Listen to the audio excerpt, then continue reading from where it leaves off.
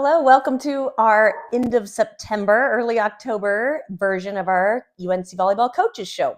I'm Lindsay Oates, the head coach, and I am at my house right now. We're going to talk a little bit about scouting, and right here is where I do most of my scouting of opponents. And so I am in my office in a recliner. I usually have my coffee in the mornings and a candle and everything right here. And it's one of my favorite things to do as a college coach is to break down film, especially of opponents. We watch a lot of film of ourselves as well. But specifically today, I'll kind of tell a little bit about what we do for scouting our upcoming opponent. So right now we are preparing for Montana and Montana State this week. And we are kind of preparing for two opponents at a time within a week. So early in the week, I'm watching our Thursday opponent for preparation on Tuesday that we'll share with our team.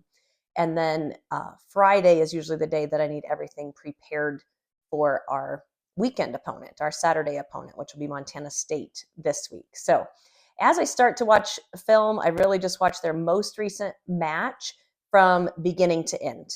And that's where I get just the basis. I just write a list of notes. A lot of times it has kind of a question mark where I'm wondering if this is a trend. So, they set their middle in rotation 3 question mark to see if that's going to be something that is true or not. So I'm just watching kind of generally speaking. I also track their rotations. I write it all out. And then on the flip side of my paper, I'm taking notes. So general, then I go back and I start watching, that match again, their second most recent match, usually back 4 matches is pretty typical for how I do it, to watch their kills and then opponent kills. And those are the 2 things that I'm specifically tracking on our staff, is where we can score. And so I'm watching their opponent scoring on them. And again, kind of writing notes. And then at the end of those notes, I'll kind of highlight the main bullet points that I want to present to our team.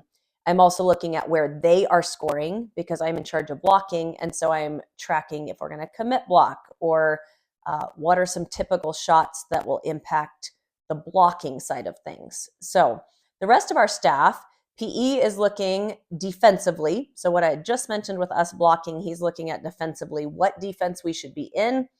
We have 3 different defensive schemes to try and match up to an opponent. Mostly for their left sides is where we use those 3 different defenses. The other aspects, like if we're blocking middles, that's more of a blocking thing as opposed to a back row floor defensive thing. So he's watching that. He's also tracking the opponent's offense. And so their serve receive patterns, who they're most likely to set, what they're running, even if they don't get set. And he knows that during the match as well, so that, out of a timeout, he would be able to tell us what rotation they're in and who they might set. That's giving me information to see if we should commit block. But again, I have some background on that. That wouldn't be completely foreign to me either. He's also in charge of our serve receive. So he does defense and serve receive in terms of training. So he makes sure he's familiar with the opponent's servers. If they're a top spin server, if they're likely to be a drop server, if they serve short, if they're more line to line, if they serve cross court, if there's anything unique about their serve in each of their 6 rotations. Janae on our staff is watching our offense. She trains our outside hitters, and then she trains our serving. And so she's looking a little bit more of where our left sides and right sides can score. She's tracking the opponent passing because she's in charge of our serving.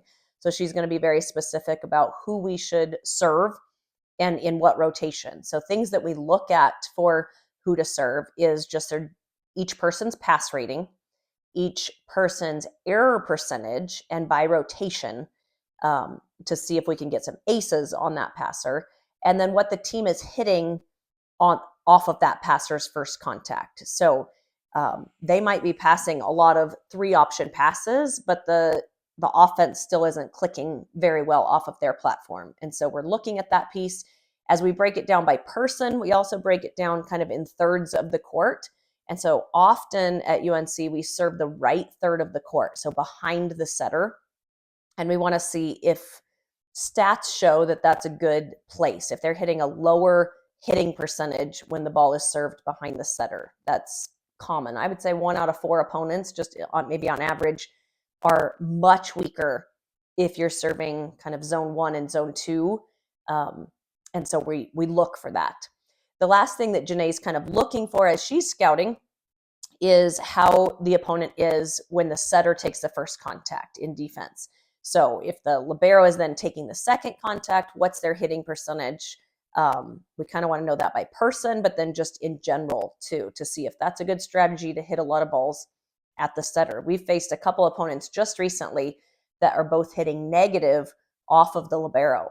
So that's a good scouting point for us, is that we want to hit balls at the setter. They're going to score more points for us than they are for their own team when you're hitting negative. It means you have more errors than kills. And so that's a very specific thing, but something that she's looking into. So we are watching hours and hours of film, each person on staff. But then as we present it to our team, it's only about 30 minutes. So we do keep it pretty concise. We want it down to a few bullet points, maybe 1 or 2 key points about each player on the opponent's team, and then some generalizations. So they know rotations, they know what to expect. There shouldn't be any surprises as we go into a match. And we will also do scout drills that based off the film to prepare our team for that. So hopefully that gives you kind of an overview of scouting at this level. I would say that is pretty common. I don't think we're doing anything extraordinary or out of the box. We're always tweaking it to make it a little more efficient, maybe a little better for our athletes to understand, things like that. Maybe one more piece of information. We have tons and tons of analytics from a program called Volleymetrics.